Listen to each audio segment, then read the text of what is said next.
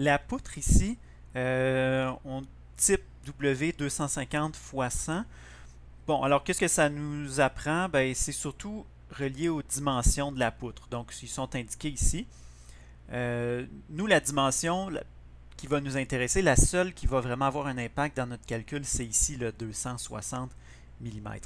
On nous donne l'aire de la section et le moment d'inertie. Ben, je suis allé chercher ces valeurs-là dans le tableau que je vous avais présenté là, à la leçon 17.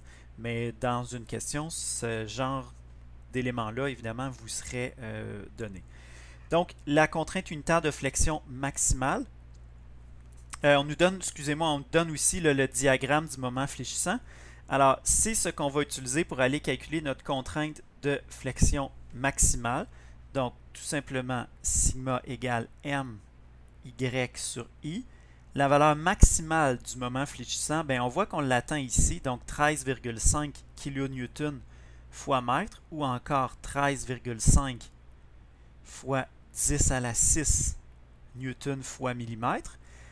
La valeur de y, bien, par rapport à l'axe neutre, le plus loin qu'on peut aller de l'axe neutre, c'est la moitié de la hauteur ici, donc c'est 130 mm. Et enfin, le moment d'inertie, ben, il est donné ici. Donc, on a 13,5 fois 10 à la 6 fois 130 mm, donc le y, divisé par le moment d'inertie 4 fois 10 à la 6. Encore une fois, on voit que les 10 à la 6 s'annulent ici pour nous donner une contrainte de 438,8 mégapascal. La contrainte dans le haut de la poutre, est-ce qu'elle est en compression ou en tension? Bien, on voit ici que M est plus grand que 0. Donc, M plus grand que 0, c'est une flexion dite positive. Alors, à cet endroit-là, la poutre, elle est creusée. Donc, dans le haut de la poutre, c'est-à-dire ici, on a un raccourcissement des fibres. Donc, on va avoir une contrainte de compression dans le haut de la poutre. Évidemment, bien, si on regarde dans le bas de la poutre, ce sera le contraire, ça va être en tension.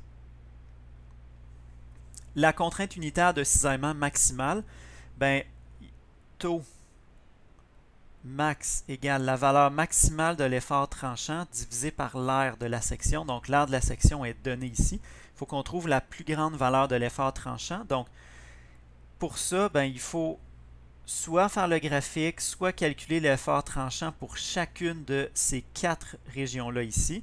Alors, dans la région A, on a moins 8. Dans la région B, on a moins 8 plus 23,4. Ça nous donne 15,4. Dans la région C, on a moins 8 plus 23,4 moins 30. On a ici moins 14,6. Et dans la région D, moins 8 plus 23,4 moins 30 plus 25 kN ici, on a 10,4. Donc, je peux le mettre sous forme graphique ici. Donc, on voit que bon, chaque région, la valeur de l'effort tranchant est constante. Et l'endroit où j'ai la valeur la plus élevée, c'est ici, c'est entre le 1,2 et 2,7 mètres, donc ça vaut 15,4 kN.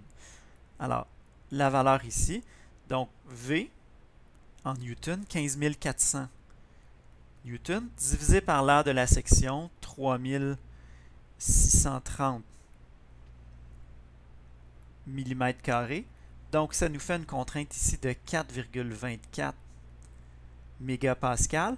Et elle est atteinte où? Entre x égale 1,2 m et x égale ici 2,7 m. Donc, contrairement à la contrainte de flexion là, qui est en un point précis, la contrainte unitaire de cisaillement, donc je l'observe, elle a une valeur maximale sur une région donnée.